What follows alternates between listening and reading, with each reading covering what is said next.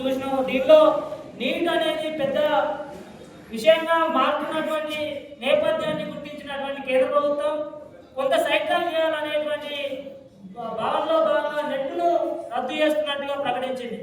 ఇలా మీరు సైక్లాన్ పట్టించడం కాదు, నెట్ను వాయిదా వేసి నీటి బాధితులకు మీరు అడ్డగా ఉండకుంటే విద్యార్థి సంఘాలుగా ఎట్టి పరిస్థితుల్లో ఊరుకోబోమనేటువంటి విషయాన్ని ముందుగా మేము స్పష్టం చేస్తాము. ఈరోజు కేంద్రంలో కానీ రాష్ట్రాల్లో కానీ చదువుకున్నటువంటి విద్యార్థుల పరిస్థితి, నిరుద్యోగ పరిస్థితి ఎట్లా తయారైందంటే, ఇలా తెలంగాణ రాష్ట్రంలో మొన్నదాకా కేసీఆర్ గవర్నమెంట్ హయాంలో పెట్టినటువంటి అన్ని రకాల పరీక్ష పత్రాలు లేకపోతే అన్ని రకాల పరీక్షలు లీక్ అయినటువంటి పరిస్థితి మనం చూసినాం.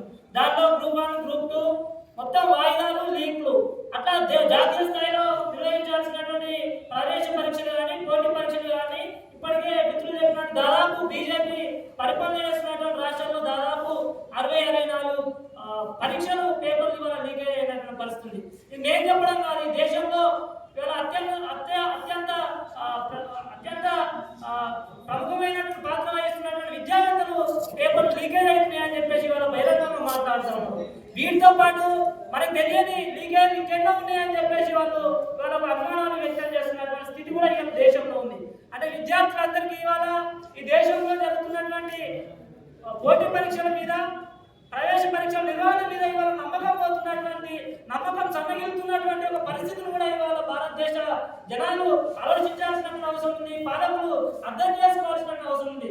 కాబట్టి విద్యార్థుల్లో, నిరుద్యోగుల్లో ఒక మనోధైర్యం కల్పించాలంటే నేషనల్ టెస్టింగ్ ఏజెన్సీ ఇవాళ బీజేపీ జేబు సంస్థగా వ్యవహరిస్తున్నటువంటి ఎన్టీఏను తక్షణమే రద్దు చేసి 24 లక్షల మంది నీటి బాధిత విద్యార్థులకు ఇవాళ వాళ్ళు మనోధైర్యం కల్పించాల్సినటువంటి ఒక అవసరం ఇవాళ కేంద్ర ప్రభుత్వం మీద ఉంది అనేటువంటి విషయాన్ని కూడా ఈ సందర్భంగా తెలియజేస్తూ, రేపు 4వ తారీఖు రోజు జాతీయ స్థాయిలో జరుగుతున్నటువంటి విద్యా సంస్థల బంద్లో ప్రధానంగా బాధిత నీటి విద్యార్థులు, వారితో పాటు వాళ్ళ తల్లిదండ్రులు అందరూ కూడా పెద్ద సంఖ్యలో పాల్గొనాల్సిందిగా మేము విద్యార్థి సంఘాలుగా మేము వాళ్ళందరూ కూడా పిలుపునిస్తా ఉన్నాం. దీంట్లో ఎట్లాంటి రాజకీయాలకు చోటు ఇవ్వకుండా వాళ్ళ తల్లిదండ్రులు అందరూ కూడా కదిలొచ్చి మీ పిల్లల భవిష్యత్తు కోసం ఇవాళ మనం మాట్లాడకపోతే, దీన్ని మనం క్వశ్చన్ చేయకపోతే ఇట్లాంటి పేపర్ ఇంకేదో జరగబోయేటువంటి అవసరం ఉంటుంది కాబట్టి, అవకాశం ఉంటుంది కాబట్టి అట్లాంటి అవకాశాలకు తావీయకుండా మనందరం కూడా గౌరవించాల్సిందిగా ఈ సందర్భంగా విద్యార్థి సంఘాలుగా